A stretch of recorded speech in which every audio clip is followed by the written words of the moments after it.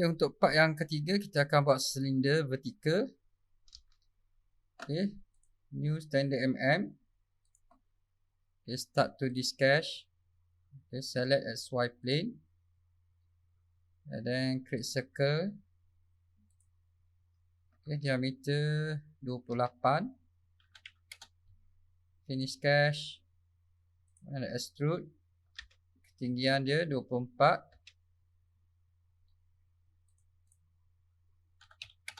Okay. So kita boleh setkan view dia. Okay. Set current view as home. Sorry.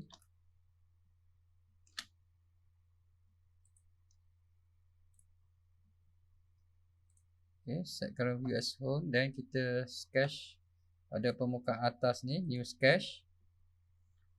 Okay, kita create point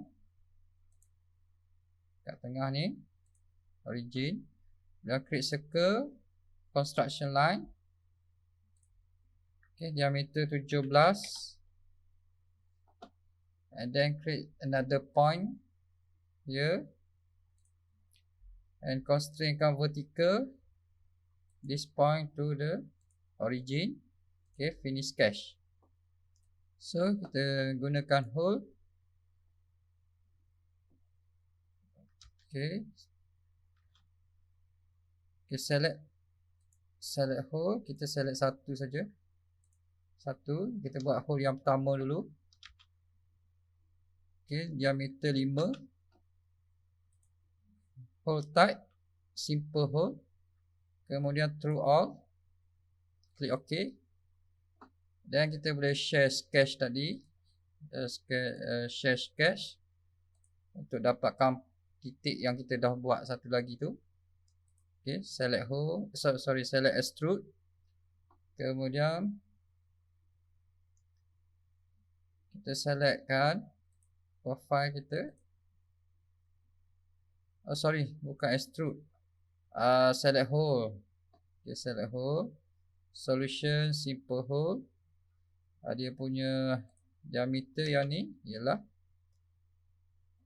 6 diameter through all. Okay, klik OK.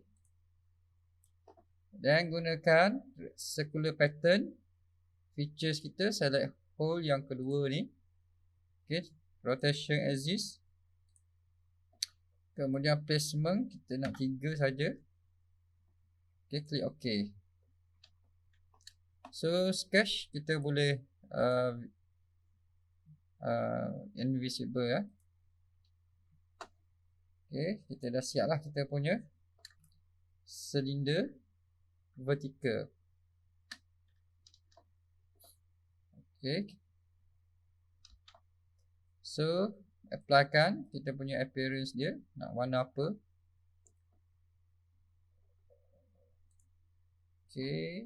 Kemudian save sebagai silinder vertikal. Okay, klik save. Dan next video kita akan buat part yang seterusnya.